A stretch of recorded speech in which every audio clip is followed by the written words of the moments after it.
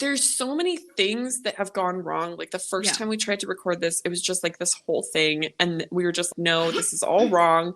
And it just felt wrong. And then the second time we had all these technical issues. And then we just have been having trouble. So just know that there are going to be some pretty good bloopers at the end. There's going to be some great bloopers. There's going to be some great ones.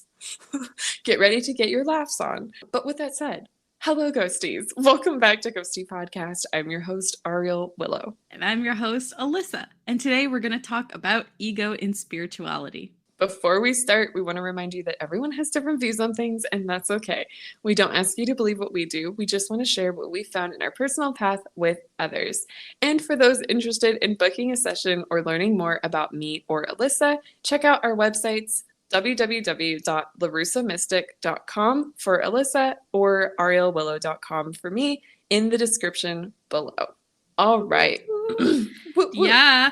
Okay, here we go. Ego and spirituality, guys. We're diving right on in. Let's dive in, baby. Yes. Woo! So I'm like cracking my neck. We're like ready. So basically what prompted this conversation was Alyssa and I have watched over the last couple months, because this is a concept we had on our to-do list for the podcast for a while, but there just continuously was opportunities for us to see this playing out in real time and for us to be like, yep, that's a topic we got to talk about soon, because I really think it's important for this to be talked about. It's not really mentioned a lot, and I understand why. But I think it's really, really important to bring up, because a lot of us just kind of are like, oh, whatever. But I think there needs to be more awareness around others having these things come through for them, but also having them come through for ourselves, like having us display these behaviors. And when we have more awareness around this, we can be more aware of how it's coming through for others and for ourselves. So this is why we're bringing this shit up. Yeah. We're just gonna knock this one wide open. So let's start off with so ego and spirituality. It is everywhere, because ego is part of us. We can't escape ego. It is an inherent part of our human experience. There is no such thing as a perfect human being, and we have ego because this is how we perceive the world around us. This is how we interact. This is our beliefs. It is an intrinsic part of our human experience. And you can't remove yourself from ego, but you can become aware of it and you can work with it. So long as you're willing to acknowledge when ego is rearing its head. And I think a really good way that I kind of conceptualize this in my head is that I see ego as something that is a divider. It is something that it causes you to think in division. It causes you to think that you are separate from others or separate from a community. So, for example, if you have a situation where somebody is coming to you and they're saying something, we'll use a white sage as an example, which is part of a closed practice. If you use white sage and you don't know that it's from a closed practice, and somebody comes up to you or somebody approaches you online or whatever the situation may be, and they say to you, hey, white sage is actually closed and it's not something that is available for you to use and should be returned to the earth or to the community. If you meet that with hostility, if you meet that with defiance, or if you meet that with spiritual superiority in that you know more than them, that's the ego coming to play, where you are separating yourself from them and you see a division because you have decided that you know more than them and that you are unwilling. You are unwilling to hear other perspectives. You're unwilling to practice humility and to be open to learning and to growing. Yeah. And I will say right now, I was one of those people where when I was first taught about white sage, I was like, I'm sorry, they don't know what they're talking about, because I was very much in my ego when I first got started. And it's something that you have to just learn.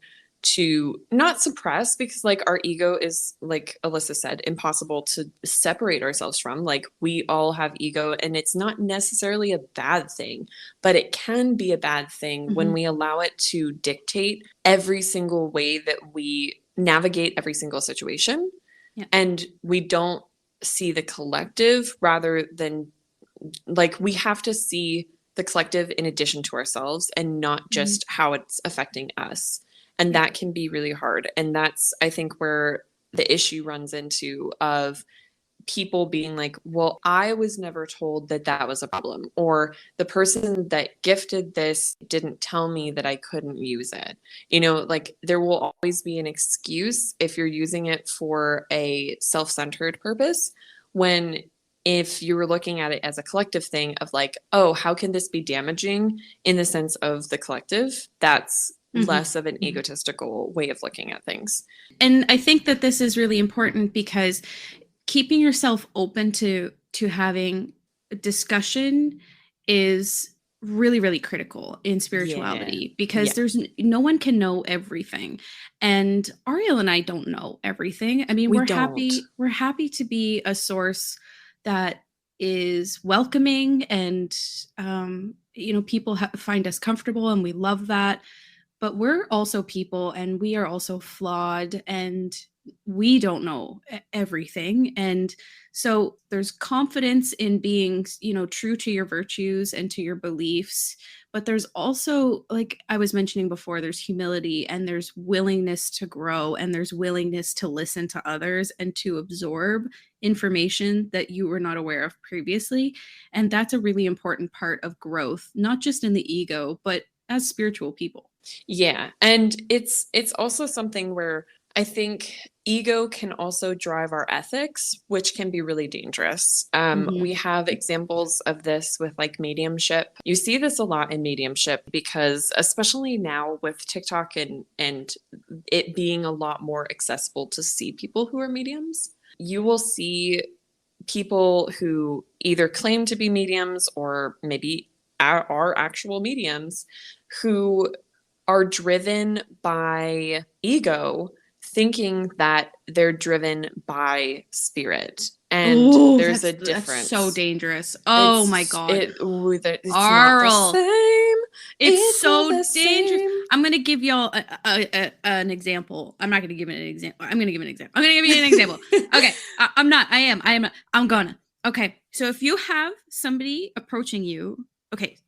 Okay, yes. If you have somebody approaching you and they say something to you like, that behavior is disrespectful or inappropriate, or is cultural appropriation or cultural erasure, and you meet that with immediate hostility, that's ego coming in.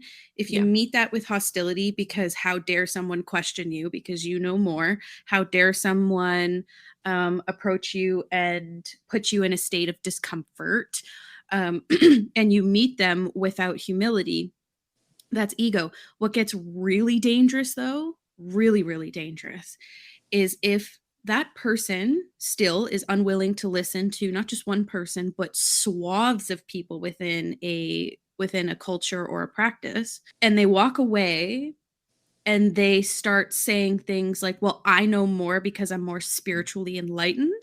That's really dangerous. You know why, too? It's because if they say that it's spirit, guess what? They don't have to take accountability for it. No, there's no accountability. There's no accountability. There's no responsibility that's needed, which is, you know what? A common tactic of cults, because cult-like behavior is created when there is someone who is in a superior position, and you are honored to know them because they're connected to a source that you only aspire to be connected to. And they have all of the answers. And what you don't know, they know. So like there's a difference between, and I'm not trying to say that Alyssa and I are exempt from this, because we're not perfect. But I try my best, and Alyssa tries her best, to not put ourselves in a position where we convince you that we are the end all be all of information. Oh, I no. always want you to, like, we want you to trust us, but we want you to question us as well. Yeah, You can absolutely. have both of those things coexist together, and that's a healthy thing. Yeah. You can trust someone while also having healthy skepticism and healthy questioning while also trusting someone, and that is Yeah. important. But it's when you just completely let go of the questioning aspect where it becomes cult-like, because the questioning in cults is really suppressed. So Yeah. when you have a community or a leader or something like that where they're discouraging exploration outside of what is already said by the pinnacle point, that's when it gets really, really dangerous. Well, that's essentially spiritual bypassing, by the way, which goes hand in hand with ego, because spiritual bypassing is essentially just hiding behind spirituality or spiritual practice. You're using spirit as a tool or almost as a mechanism to say that you know more than someone else who may not have that connection with spirit. And it's Yeah. so dangerous. It's so incredibly dangerous. And that's why understanding how ego influences how we perceive the world, how we talk with people around us, and how we communicate with spirit is so important, because no one is impenetrable from the ego. No one is completely separate from it.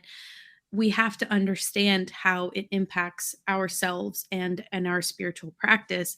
And so that's why this conversation is so important to have, and one that Ariel and I are just really, really passionate about, is because as creators on TikTok, we see a lot of this. We see a lot of this ego coming forward, and ego is almost kind of used as an insult.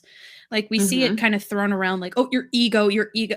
Yeah, I mean, it can be something, it can be used in this way where it's almost an insult in and of itself. But if instead we see that as an opportunity to reflect on, okay, well, why am I so angry at somebody telling me I'm doing something that is inappropriate? Why am I so unwilling to budge in my perspective? Why do I think I know more or know better? Yeah. And that's where you're starting to work with your ego, where you're like, okay, I recognize you're there. I understand that there's a sense of peace that comes in thinking you know the answers, and sometimes you may have the answer or sometimes you don't. But it's, again, being open to working with the collective. It's being open to unity and learning and growth, and being humble. Like, humility costs nothing. Yeah. it's Well, it, and there's a difference between confidence and egotism as well, because I think it's really easy for people to get them mixed up. Like, there's a difference between someone saying, "Yes, I have this ability," and someone trying to convince others that they have the ability. Because ego will try to convince others that they're right, whereas confidence will say, "I can do this, but if you don't believe in that, that's okay." Because like it doesn't matter. I agree with that. I agree. I think that there's, well, you have to be we're going to use TikTok again as an example, because this is where we see so many examples of this. There's being confident in what you know. There's nothing wrong with being confident in what you know, but again, it's keeping yourself open to Yeah. to be willing to see how you may fall short, or seeing Yes. where you may need areas of growth, and that you can be both confident and humble. They don't have to be Confidence is a mutually door and exclusive. egotism is a wall. Oh, yeah, that's a good way to describe it. You and your Because metaphors. because confidence can have a firm foundation and a firm structure, but still have a way through. Yeah, Whereas exactly. egotism is just a wall. You're just going to run Yeah. into it. There's no opening. There's no No. way to get through it. It's really frustrating because when you see someone with ego, I'll use the mediums example again. You'll see people like tuning into or claiming that a spirit comes through for them, which it can. Sometimes you can have a spirit of someone who's well known come through for someone just unexpectedly. That does happen. It's not impossible. But just because something is coming through for you doesn't necessarily mean that it's ethically correct for you to go parading it around the internet. That goes more into ethics rather than ego, but it does kind of contribute to the ego conversation because an egotistical person will think that, oh, this is an opportunity for me to be seen, instead of taking into account the ethical way of approaching that, which would be to instead write down what you're getting, document it as best as you can, and then give it to authorities who can actually help in that situation, or try to make contact with those people before sharing it online.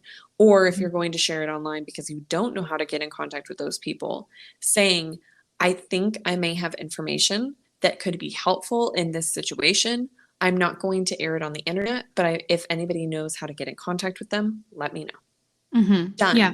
That is ethically okay because you are not putting yourself in a space where other people can pump up your ego by being like, oh my God, you got in touch with that person. You can save them. Like, you might be wrong, but it's ethics do play into ego as well. And those things kind of go hand in hand in a lot of ways too. So, well, same with spiritual narcissism. yeah. I mean, being a spiritual narcissist. Oh, there's so many of examples. Being a spiritual narcissist is just having a really unhealthy relationship with your spiritual ego. It is really about thinking that you have everything figured out. You're living in a whole other plane. You know so much more than everybody else. You understand, and everybody else just doesn't understand you. People just aren't on your level. They just don't get it. They're not high vibe. They're not positive enough. They don't get to know what you know. Spiritual narcissism is hand in hand with what we've discussed about spiritual bypassing, which is very much like that cult-like behavior and knowing more and having a superiority complex. These are all hand in hand. And do you see this web that I'm trying to describe? You're starting to see how they all kind of fit in with one another. And at the very, very center is ego. And I think one of the most important things is when you are consuming content, whether it's written, whether it's in a video format or whatever, just use your discernment and be ever so critical of what it is that you're taking in. And there's nothing wrong with being like, I agree with this. I resonate with this. It's great to be able to connect with somebody and be like, wow, I really connect with this person. I really enjoy what they're saying, but just keep yourself open to being forever a student because there is no one who knows it all. Yeah. Yeah. Again, it kind of goes back to what we said earlier. We know that a lot of people come to Alyssa and I for information, and that's great. And we don't get us wrong, it makes us feel great. It's great. I mean, it's exactly what we want. Is to be we want to be able as to be a resource for people, respectful, and respected, is very important to us. Yeah. But I also don't want anyone to ever feel like they can't explore other creators or other people or other ideas or other concepts that we might have differing opinions on. Like, I fully support everybody exploring different ideas and different ways of viewing things, because how are you supposed to know what feels best for you and what makes more sense for you as a practitioner if you aren't looking at all of the different angles of something? And we are just a couple different angles on a multifaceted sphere. So it's really... And I'd like to add in a personal example of my own practice. Everybody kind of would know this by now, or if you don't, I'm a Hellenic polytheist. I practice Hellenismos. And Hellenismos has set rituals and beliefs that have been established for millennia, like many, many centuries. And we do see it. I see it in my own community, and I'm sure others probably will see it in their respective communities as well. Where if, for example, for me, I do practice very much similar to the ancient ways of practicing. I give similar offerings as they did in ancient times. I read the hymns. I've been learning modern and ancient Greek, etc., etc. But that's all part of my spirituality. Do I look down on Hellenic polytheists within my community who don't participate in that level if you will, quote unquote, in that level of practice as me? Absolutely not, because we have to start somewhere. So Yeah. I don't see someone as practicing different from me as me being better than them because I do it a certain way. And that's really important, is that there's that it's a confidence thing where it's like I'm confident in my practice, my individual practice. I'm confident with the information that I have, but I'm also, again, open to learning new things and learning other people's perspectives. But then there's the spiritual bypassing, which is where ego and personal gnosis kind of, I see those tied hand in hand. And so we have, like, there's UPG, which is unverified personal gnosis. This is an experience that is unique to you. There's verified personal gnosis, which is where multiple people have a similar experience or experience something similar to you. And then there's facts. If somebody is doing something within a culture or a belief system that is entirely against the belief system, that is not ego coming in if you say to that person that that's inappropriate. That's not ego, Yeah. because you're not saying I'm better than you because I don't do that or I do this. You are trying to help teach them, and how they receive that information is going to, I mean, you see it, like sometimes people are really open to hearing more and being like, okay, that's great, can you source this, or like, where are you getting your information from? Let's have a respectful, mature dialogue and discourse around this topic. So I think it's personal gnosis is a really important part of our spiritual experience as individuals, especially with divinity, but that does not trump cultural beliefs and cultural mores that are set. So Yes. if you remove yourself, if you remove yourself from being a part of a culture and you just want to fly solo, that's on you. But if you're in a culture, if you're in a practice that is established and has rules and rituals that must be followed, it is very much your ego in how you respond to that. Are you aggressive? Are you defensive? Are you perhaps even fearful of being wrong? And perhaps you're defensive. These are not to say that you are a bad person. It's just, again, coming back full circle to just recognizing the ego. Yeah. And I was about to say, like, there's a difference between your personal opinion about something and cultural erasure and cultural appropriation. Yeah. And those are two different things, because when you try to utilize your opinion as an excuse or a gateway to try to bypass rules held within a culture or things like that, that is when that is not allowed. It's just not allowed. It's not an excuse to utilize something within that culture just because your opinion doesn't make you hold yourself to that culture. Exactly. And it's also spiritual bypassing by hiding behind your own spirituality. Again, it's very strange to me because spirituality, my entire journey in spirituality has been to find unity, has been to find community beyond my own personal growth. I mean, personal growth is a huge part of my practice, but also community is being able to connect to the all and to be able to see beyond just my own experiences, my own rose-colored glasses, if you will, because everybody's got a story and there's so much to learn. Again, you're forever a student. No one knows everything. And it just seems so strange to me that in a community, such as in a spiritual community, there would be such resistance, such insane narcissism and insane ego and extremely dangerous behaviors that would completely separate you from the collective. That seems but if you strange to me. stay within the collective, you're not standing out, and therefore you wouldn't be seen as someone who knows something that others don't. And you wouldn't be special snowflake. Right. Gotcha. So it's like there is this confusion of like, well, why wouldn't they want to like be like supportive of everything, right? They would want to support that culture, but then they wouldn't be able to be like, well, I found out that this is okay.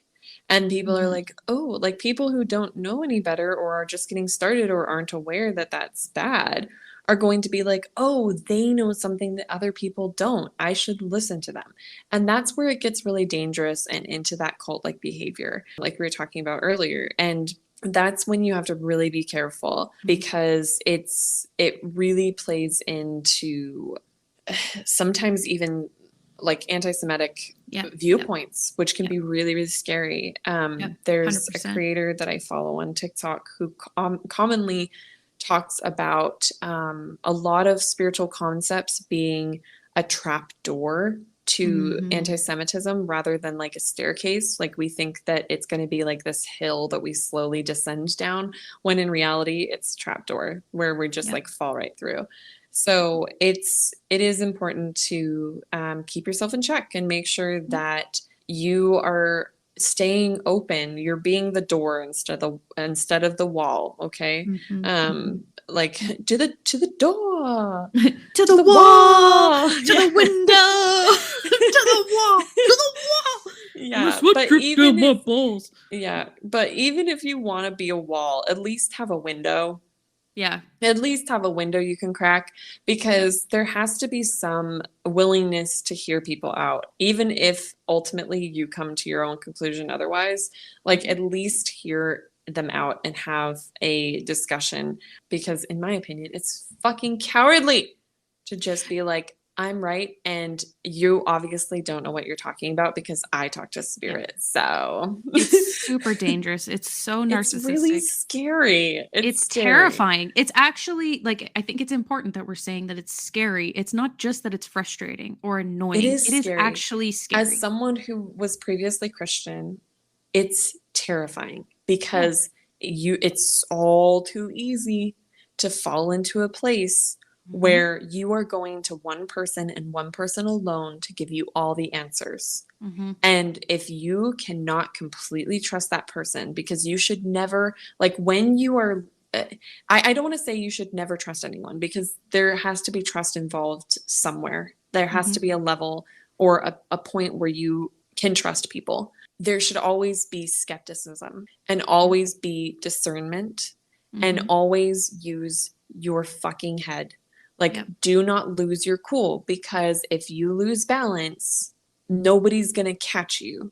Like, everybody's waiting for you to fall so that they can blame you, because that's where that's centered on.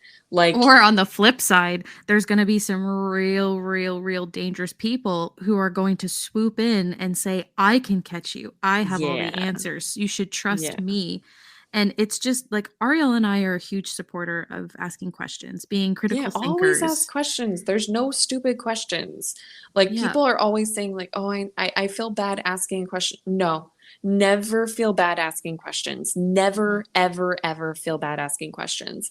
Even if someone has answered a question 1,000 times, if they are in a position where they are saying that they are an educator or portraying themselves as a teacher or an educator or profiting, you are putting yourself in a position where you need to be okay with answering people's questions, or you remove yourself from that position entirely and any profits that you might receive from that kind of position. Because one of the things that I find extremely frustrating, and I think it plays into ego and spirituality especially, is there are people who situate themselves within communities that say they have all this knowledge and all these answers, and they want you to pay for their services. They want you to come to them alone. They will give you the answers. They will give you what you're looking for. They will keep you coming back, but yet in the same breath say, Google it. And it's so strange to me. It's like, how do you position yourself as somebody who gives guidance and advice and coaching and teaching people, because you're teaching as you're doing these things? How do you do that, and then in the same breath just wave away people who are coming to you and saying, I would like a little more clarity on this, or I would like to know a little bit more about this. Do you have something to recommend? I mean, again, Ariel and I are just people. We get a lot of questions. Sometimes we don't get to them all, and we try our damn best to help as many people as we possibly can. But one of the things I'm never going to tell you one of your questions is stupid. No, and if I do, you can tell me to kick rocks. Like, seriously, that's outrageous, because we have positioned ourselves in such a way that we want to help people. That's our purpose. I want you to ask questions, because that's the only way you can get answers. Like, it's just so bizarre to me to see, again, it's this it's this ego of standing out and being singular. Well, and because being, if they don't have to answer the question, then they are still in a superior situation. and If there's no you accountability there. there if someone asks you, how many cups of sugar are you using in your recipe? And you're like, oh, well, read the recipe. And they're like, oh, I don't have it. And they're like, oh, well, you can either book with me or you can Google it. Oy, oy, oy, And they're like, oy. but it's And a that, personal recipe. And you're like, bam. well, I mean, I'm not going to hold your hand through it. Either figure it out on your own or you can book with me. Fucking And excellent metaphor. there Because I'll tell you, is, you just replace the sugar and recipe with spirit and guidance, etc., etc., and you got yeah. yourself like Or you TikTok can, on a platter. yeah. Or you can say like, oh, well, it depends on like where you're located, whether you're, like sea level or in the mountains. It's going to change a little bit how much sugar you use. So it's personal, but this is how much sugar I use. But I can walk you through the recipe in a coaching session. Yes. Ta-da! Yes. You're still Ta-da. giving answers while also having it to be where if they want guidance where someone is holding their hand through that, then they can book with you. Mm-hmm. But I answer questions all the time that I literally have information that people can learn through coaching sessions for free on my TikTok. But people still are going to book with me to have coaching sessions because some people like to have that one-on-one discourse with someone. Or sometimes you want to have it to be personal to you. And that's when you go to a coaching session, right? Yeah. But like, and that's great. When you have people who belittle you by saying, Google it, that's rude. Fucking rude. It's fucking I mean, rude. The ego loves to feel superior. It loves to judge. It loves to look down on others. It loves to avoid accountability. It loves to feel better. It wants these things. It wants to fuel that separation from you to the others. I don't know how people actually can be involved in a community at all and be so isolated within their own ego. It's beyond me. You're just well, Albert Einstein, one of my favorite quotes, Albert Einstein, more the knowledge, lesser the ego, lesser the knowledge, more the ego. Yeah, well, and I want to point out too that like I'm not going to exempt myself from this. Like I've told people to Google things, but it's because it's genuinely going to be a better answer than I can give you. Like, for example, a lot of people in my comments or in my live streams ask about what are commonly called angel numbers, or as I like to call them, like number sequences within numerology, right? And those are things that you can really easily find the meaning for by Googling. And it's probably going to be better than me just guessing what it is or Googling it for myself to tell you, because it's just going to take away time from other people's questions, where it is something that is probably going to be easier for you to figure out on your own by Googling it yourself. So there's a difference between someone saying, oh, that's a really good question, but I actually encourage people to like Google it because it's going to be a lot better. And then here's how to apply it, right? Yeah. And a difference between that and saying Google it and just leaving it at that, because it is important to not try to like, as teachers, if we're holding your hand the entire time you're learning to ride the bike, you won't learn. You're not going to learn. And so there has to be this willingness for you as a student or someone in a student position, even if it's not you, to be willing to wobble on the bike a little bit and trust that we know what we're doing when we let go of the handlebars, because we know that you can do it, but we need to give you enough confidence to do it on your own. So if we're not leaving you in a place where you feel confident enough or encouraged enough to try, then I'm not doing my job right. That is not the way that a teacher should leave you. Like a teacher has to leave you with the confidence and encouragement to try, and not a scared mindset or an unsure mindset that leaves you continuously questioning of what they said. Like, for example, yeah, I was going to jump in, but you might be going the direction I'm thinking. For example, if you have I was talking about this the other day on my TikTok. For people who have like deity IDs, like Alyssa and I do a lot of deity IDs. And we try to set up a practitioner with as much information as we can give them to have them confident with reaching out to that deity themselves from the moment you listen to that session. Yeah. I want read you it. to, yeah, I want you to go from that session and be like, oh, okay, cool. They prefer for me to reach out to them through meditation. Awesome. I'm going to try that first. Yep. But they also said that divination was something that I could try too. So I'm going to try that second if meditation doesn't work. And like you have actionable steps to take and try, and that you can utilize to contact that deity. And it's frustrating as a person who offers those kind of sessions to have clients that come to me and say, I did get a session with someone where they told me that this person, or not this person, this person contacted me on the phone, and this deity is reaching out to me and wanting to work with me, but they didn't give me anything beyond that. Yeah, what are you gonna do? Okay, and like, let me jump. I'm going to jump in. Okay, so the reason why I'm going to jump in is because that right there is dangerous, because even though that person may not know, like perhaps they're just a different kind of teacher than Ariel and I. We like to leave people equipped. We like to leave people empowered. Some people just don't, and that's okay for them. That's the way they are. But here's where it can get really dangerous, is when that's driven by ego. It's because they see themselves as more superior and they want you to keep coming back. And that's where it gets really dangerous. It's where you fall in the trap of having to rely on them to communicate within your own spiritual practice, because they're not giving you the tools, the knowledge, and the empowerment to be the main character of your own story and to learn and grow on your own with your own spiritual team. That's so incredibly dangerous and toxic, and it's terrible. And it's something that Ariel and I see a lot. Sometimes we have clients who will book coaching sessions with us and they'll be like, oh my God, I went to this reader and they told me that such and such deities reaching out. They didn't give me anything from there. But instead, when I approach them with questions on what do I do next, they say, book another session with me. Yeah. Squeeze me? No, that is so garbage. Which, I mean, if you're charging like $30 a session, I can kind of understand that. But like if you're booking with someone for hundreds of dollars, you need to have results that you can utilize beyond that. Yes. Ideally, like, listen, as a business owner, I want you to come back, right?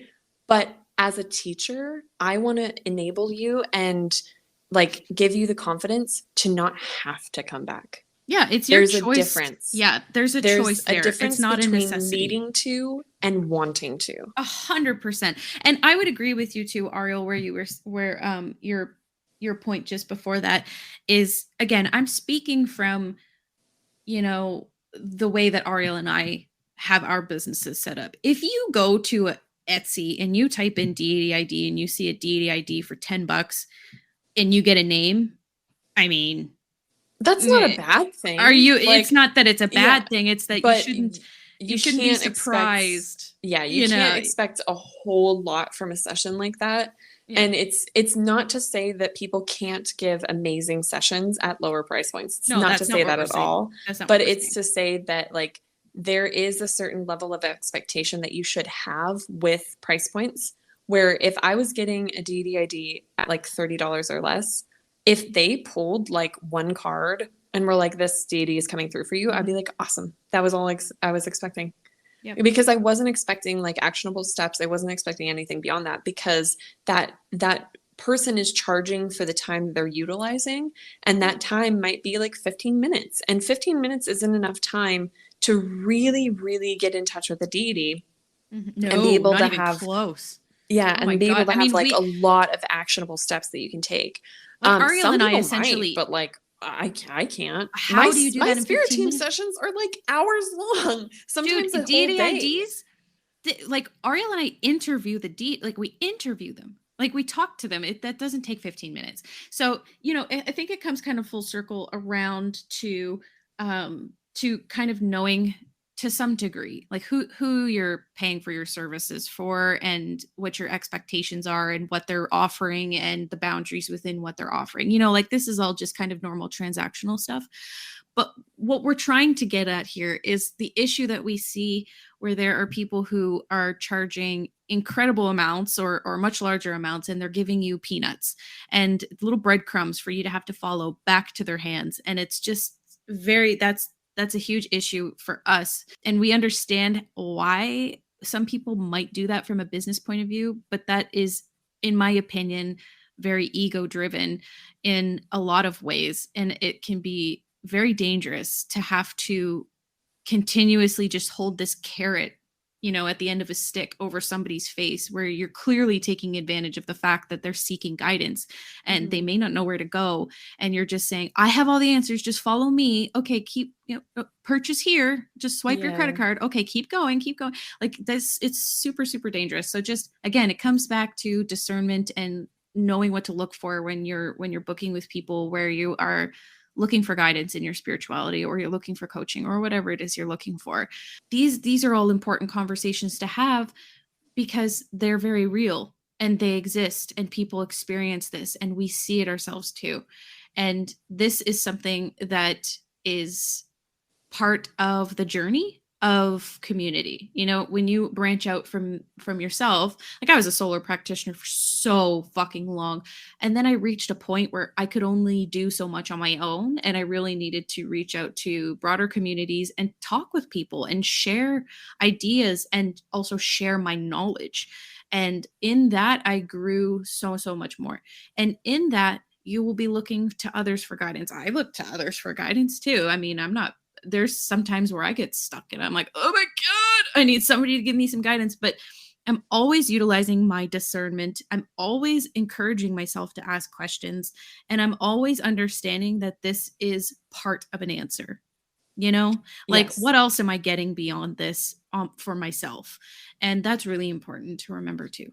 Yeah. Well, and from like sessions like that, it creates a unreasonable expectation for other practitioners both ways. If you have someone who is not producing work that matches what they're charging for it, or if you have people who are charging you for things and giving you outlandish results, it causes issues both ways. Because if every person that comes to someone has a past life as Cleopatra, red flag, because there is going to be someone maybe who has a past life as someone important, but not everybody is going to have a past life, or as we now understand, like alternate dimension life, where they are a very important person. And that doesn't mean that you're any less valuable. No, it just means that it's not in your purpose right now to have something like that happen. And there's just as much value as having a past life as, Cleopatra or a king or whatever, who's well known, as being a peasant or being someone who is, a writer in France in the 1800s, like a humble farmer. Yeah. Like there's so much to learn still from the mundane things 100%. that people overlook because it's not exciting. And that's where we fall into the trap of like, we want our ego fed. And this is where it comes into like, not the ego of the practitioner too, but the ego of the client of like, you need to keep yourself in check too, of like, if you are not getting the results of feeling not just empowered, because empowered and encouraged is good, but boosted, like fanned at, if you are not feeling like you're the most important person on the planet after a session, that's not a bad thing. That's not a bad thing. It's not a bad thing, because a session, if it's like a reading, for example, like a card reading to get more clarity, it might not leave you feeling like you're the most important person on the planet, but it will give you actionable steps to figure out how to find clarity and to move forward. And that's sometimes way more important than feeling like the most important person on the planet. It can be so dangerous to base, Yeah. your offerings as a spiritual person and as the receiver of spiritual guidance and advice, where everything has to be fantastical for it to Yeah. matter. And that is Yeah. so that's ego. That is ego. That is Mhm. where you need to feel better than or more superior than or special snowflake than someone else. And I mean, it's no secret that I have shared my opinions on this when it comes to past lives. It's a little bit of a pet peeve of mine because past lives, there's so much to learn from, again, the There's mundane, like so Ariel was much to saying. learn from Oh my past lives, and God, you don't it have doesn't to be have to be JFK. fantastical. It doesn't have to be. It really doesn't. And the question you should ask yourself is, why is that what you would need? Mhm. Why do you feel you Why need do you that? need to be a queen or a king or important, well-known person in society for you to have that matter or Yeah. make a difference in your life or have you see life from a different perspective? Like, and this is a very privileged way to look at it, and I understand this, but I am going to say it anyway. It would be nice to have like someone have like tune into me and be like, "Oh my God, you were a queen in a past life." I would be like, "Ooh, yes." Like I had all the money and all the ability, right? But like if someone were to like say that I was a pauper, like a lowly pauper in a past life who lived my life like that, honestly, that's pretty fucking cool. Oh my Like God, I have I so many was past lives where I I was was a able to nobody. like survive that though. Yeah, it's And that's amazing. cool because Yeah, that strength from surviving that can come through in my life now 100%. of being able to still find a way through shitty experiences. Totally. And so, Totally. if I'm someone who's so privileged in a past life to never know strife and to never know problems and to never have to face problems like that, yeah, it can give me something to aspire to in this lifetime, which there's nothing wrong with that. But I can also find just as much information and inspiration from something that is a lot more simple and mundane than that. I'm going to extend off of this because, Ariel, this is a great point that you are making. And I totally interrupted you. It's So I was like, okay. It's wait. okay, Fran, Because go. I know we were talking about past lives, and I was like, oh, this is so true. But it also had me thinking about deity work.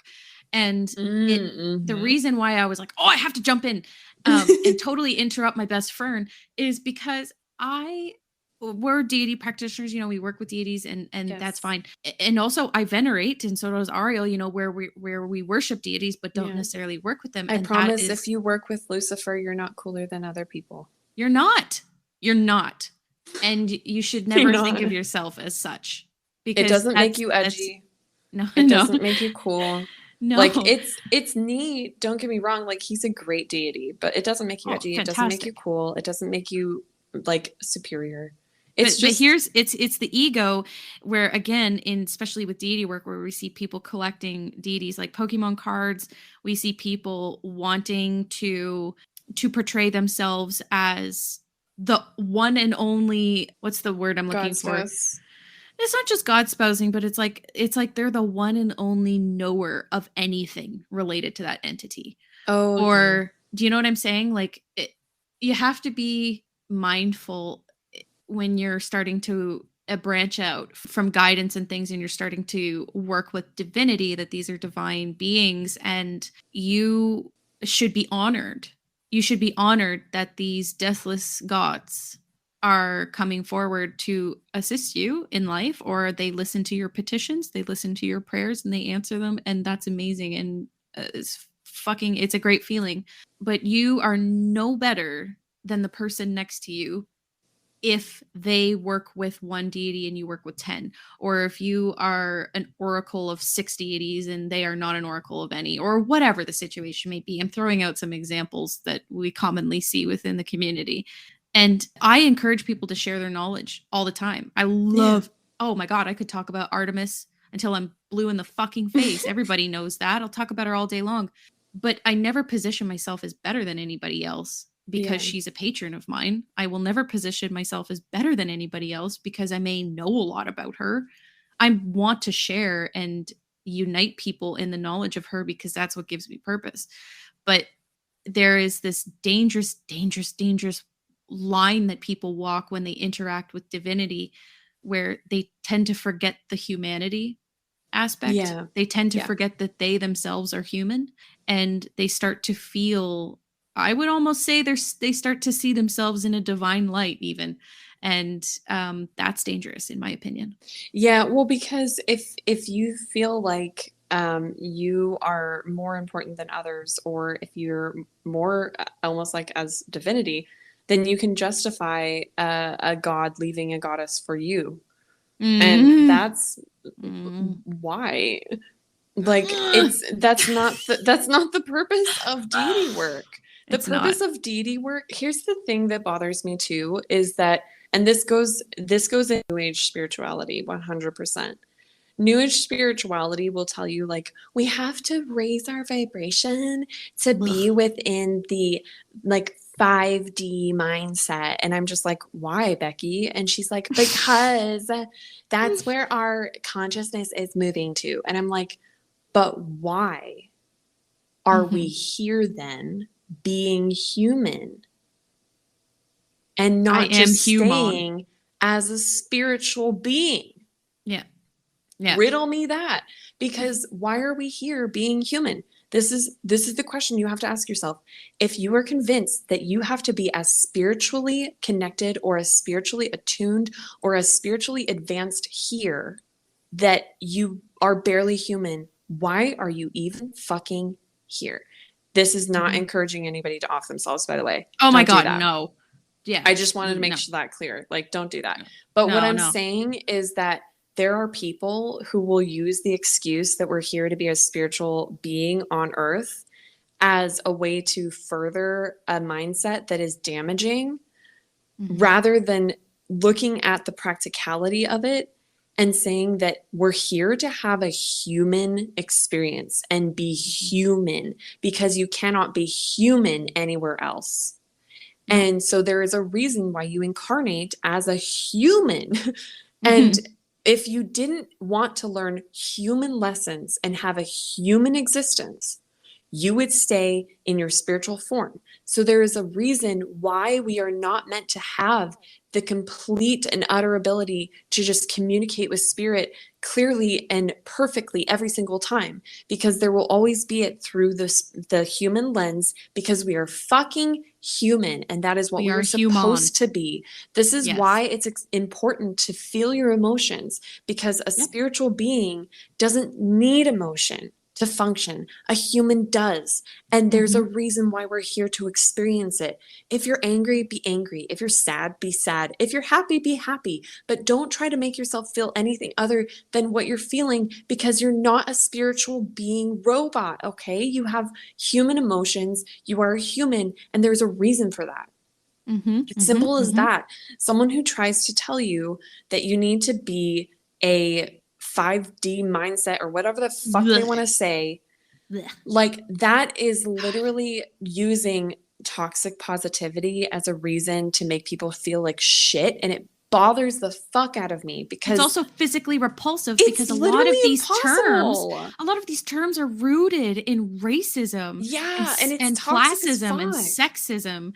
It's so fucking toxic. And like it's New Age spirituality is particularly excellent at preying upon people who are seeking answers by giving them this kind of rhetoric, this high vibe, this 5D. This actually can go into manifestation as well, because this happens a lot with manifestation. And the reason why I want to point this out is because I did do some videos recently on manifestation, and there is importance in being able to view yourself in a successful mindset, right? There's a lot of power in that. But there are a lot of people who get scared about, like, oh, I'm thinking negative thoughts, I'm going to outdo my manifestations because I'm thinking negatively. No, it's not about thinking positive and staying within that positive mindset. It's about giving yourself actionable, believable goals that you can obtain and moving towards them. That is what manifestation is. Manifestation is not pulling something out of thin air.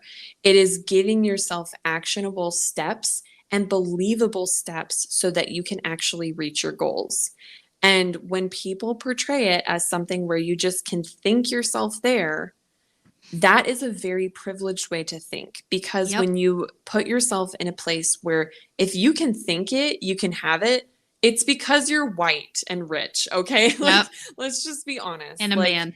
yeah, like there are people who can do that, and that's great. It's not that I'm angry at people who can manifest that way, but not everybody can. No. And by saying that everybody can think their way to abundance, it's just not Ridiculous. possible. It's ridiculous. Now, when I did the manifestation videos, I did have a couple people come to me and be like, "Hey, isn't this toxic, like new agey stuff?" It can be seen that way, but it's also important to remember that just making a money candle is not going to bring money into your life. But a money candle can assist you in that by putting you in a mindset of already allowing yourself to believe that abundance is possible. So, therefore, you're taking an actionable step towards it by making the candle. And then you can, therefore, have confidence of applying for a job or going out and trying to see where you can put abundance avenues in your life. It's literally just giving you the confidence, like the ability to believe enough that you can obtain that, to do the actionable steps that you need to in order to obtain that. That's literally all it is. Like, for example, if you want someone to like you, right? It's kind of like it's the placebo effect in a lot of ways. Like, magic is in a lot of ways placebo effect. It's not that magic cannot be effective. Like, spell work is effective, but there is an aspect of it that is very placebo effect. If you do a spell working for love and you meet someone on the street and you click with them and you just did a love working, are you more likely to talk to them further or ignore them like you would before because you didn't have the confidence? Or do you have the confidence because you did that spell working and therefore it gave you the confidence to think, oh, it's working, right? Like, it is all. Ma'am, we need to have a whole episode on manifestation. It is. Like, literally, I think we need to, because but ultimately, like, bringing it back home, like, there is a ego that plays into manifestation, and that's why I wanted to mention it. And it can contribute to a lot of toxic views around that as well. 100%, I agree. So, I mean, with all this being said, I mean, we've discussed some red flags. We've discussed some behaviors that are worth keeping an eye out for. We've discussed perhaps some ego motivators that may drive certain people to behave a specific way in a spiritual community, both from a consumer and as from a profit point of view. So, if anything, I hope that this has given some insight that can better protect you and also empower you to really reflect on how your own ego comes into play in your life, because it's there. It's intrinsically part of us all. And I want to make this clear, there is nothing wrong with acknowledging your ego and working alongside of it and saying, I recognize that this is my ego coming to play. What do I need to do to remedy this, or what do I need to do to grow from this, etc.? There's nothing wrong with that. I feel that the biggest issue is when ego runs rampant and is almost invisible, because it has taken such a foothold over how that person behaves and how they view themselves in the world and how the world may even view them. And that's really why this is such an important topic, especially in spirituality, where, again, it's such an emotionally charged area. It's so personal. It's so deep. It's so deep to who we are and how we live in this world. So I hope that this was somewhat helpful, or even better, largely helpful, and that you feel more equipped to look at yourself and look at others in a little bit more of a critical lens when it comes to the ego. Yeah. And there should always be a willingness to look outside of yourself, be the window or be the door, but don't be a wall. Don't be a Okay. wall. And, or be a ghosty, just completely see I'll through be and a transparent. ghosty. You can be a ghosty Be where a ghosty. they're super like flexible and they can fit anywhere. Speaking of ghosty, I'm going to do a plug. So obviously this is a Ghost Tea podcast, so we're happy that you're here and you're listening. Don't forget to subscribe, share with your friends if you have other folks who would find this amazing podcast to be interesting. And if these podcast episodes would be interesting for other people, we also have a newsletter.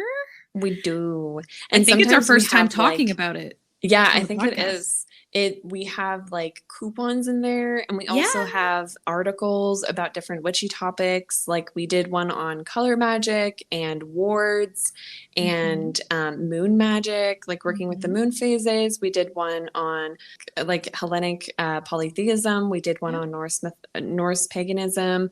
We do them on deities. Yeah, like we have a lot of different articles that we write. It's a little short newsletter. It's not huge, but it's sent out weekly on Fridays. So make sure that you sign up on Alyssa's or my website before Friday evening to receive it. It's called Mystic Willow, by the way. Yeah. Isn't that cute? Yeah, because LaRusso Mystic and Ariel Willow. So it's like it's cute. It's so cute. It's cute. So we have a lot of really cool announcements that will be coming up. And a lot of our announcements are announced there pretty much first because it tends to be where we remember to put it first. Yeah, so, it's in the newsletter and also in our Discord server as well. And I mean, we put all kinds of announcements in there, shop updates, my crystal live stream stuff. Yeah. If we have new services, if Ariel or I release a new service, or if Ariel also includes the astrology in the newsletter. Oh, man, yeah, it's so I do. Cool. I talk about the stars. I totally forgot. Like, I talk about the stars, like the weekly astrology in the newsletter, because I want to there's monthly crystal. Yeah. And we also have like seasonal associations. We're getting into spooky season. So we have a lot of fun stuff coming up. So there's like monthly associations. There's also associations we have with the seasons and things like that. So really, really cool stuff. We also have a little bit about Alyssa and I, and also other readers and other businesses that we want to support and give exposure to are in there as well. And if you're looking for a community, the Discord is a great place to check out. Discord is free, so there isn't any cost to sign up, but it's a great place for you to find community. It's not going to be for everyone. Discord can be really overwhelming for some people, and it is a pretty diverse Discord with a lot of different channels.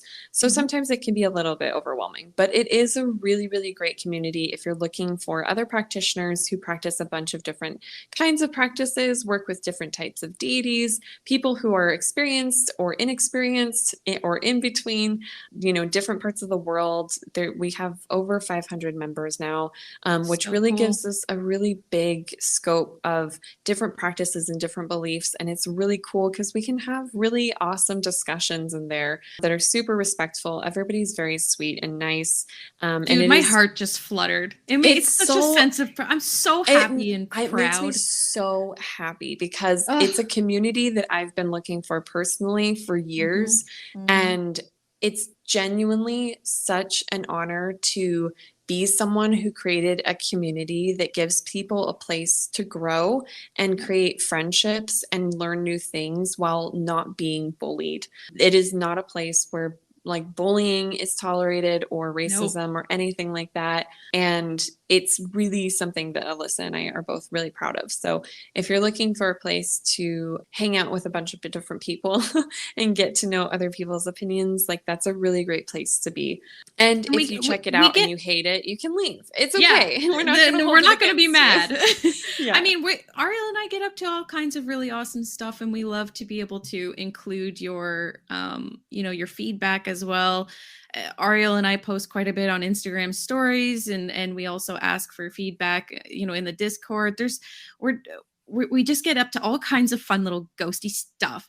And we just want to make sure that you're plugged in and tuned in if you want to be. Yeah, and don't be afraid to like ask us questions either.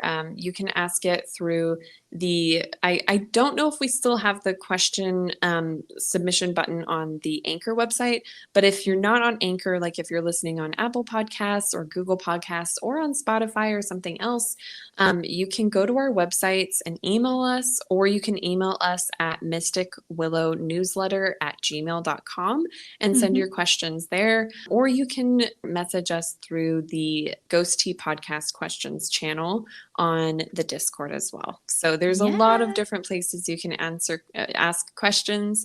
Eventually we'll be including those questions either in episodes or doing a Q&A episode at the end of the year. So don't be afraid to ask questions, even if we don't get to it right away. But at the very least, I want you to all have a place to contact us and get in touch if there are questions that you have, because no question is a stupid question. And we do keep the questions, by the way. We have them. We have a whole list of them. We have every single one that you've all sent in. We have a whole list of them. We do. And they all matter. Each one does. Every single one. And we have your little names too. We have your little names. Every single ghostie. We love you. Cool. So with that said, Alyssa and I are going to go sleepies because it's 12 a.m. for me and probably like 3 a.m. for her. And she has to work tomorrow. Gross. Capitalism. Yeah, but we love you all. We're thankful for you taking the time to listen to us blabber on and on about random topics. We appreciate the support so much. We're so happy that all of you have enjoyed this podcast so far. And yeah, we're looking forward to talking to you again sometime soon. Until next time. Stay curious, stay safe, and keep learning. Bye. Bye. You know what time it is? It's time for bloopers, and I want to give a little bit of context around these bloopers. So after the initial episode that we recorded that night, I was looking at Alyssa's natal chart and talking about some astrology, and I was having to use my headphones, my Apple headphones, to do the episode this time because I couldn't get my mic to work. And so I had them connected to my phone via a cord, of course. So I got so excited about astrology that I leapt up from my desk and it unplugged the cord from my phone, which then stopped my ability to record. And even after I plugged it back in to my phone, it still wouldn't record. So Alyssa was left alone. So enjoy. The sixth house has to do with, let me grab my book.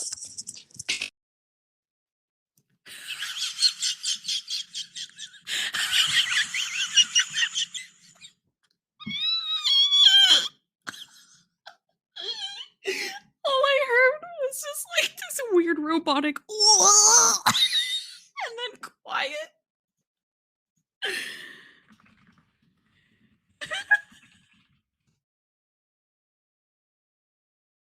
Hello?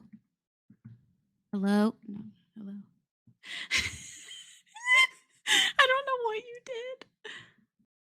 But it was so funny. So, you fell.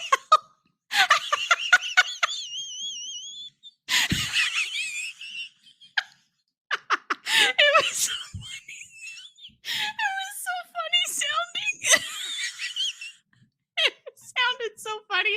It was like a robot. It was like, oh, and then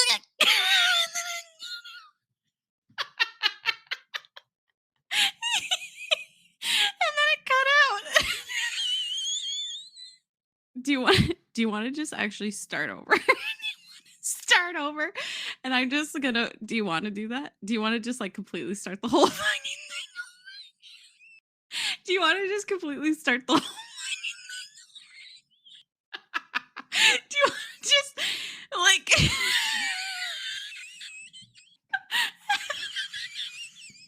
This is a fucking ridiculous topic. our third time. Oh my god. Okay.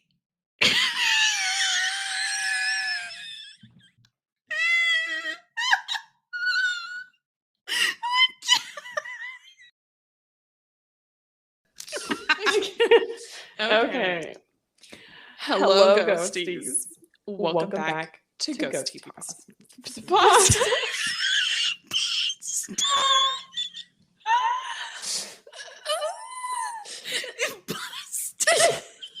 Oh my god. Ghosty pasta. Okay. We're having trouble tonight. Just give me a second. Okay. How do we always get here, Alyssa? Every time. It's gonna be a disaster in person. It's literally like every single fucking time. It cannot be a legit podcast episode unless one of us or both of us is crying at some point from laughing. It doesn't happen. There's no such thing as normal up in here, okay? Lord. Okay. Hello, ghosties. Welcome back to Ghosty Podcast. I'm your host, Ariel. And I'm your host, Alyssa. Ego and spirituality.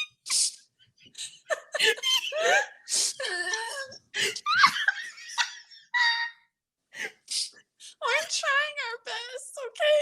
It's just having a really hard time. It's late at night. It's just not really working out for us. Okay? We're gonna be fine though. We're gonna be good. Before we start, we want to remind you that everyone has different views on things, and that's okay. We ask you to believe what we do. We just want to share what we found in our personal path with others. For those interested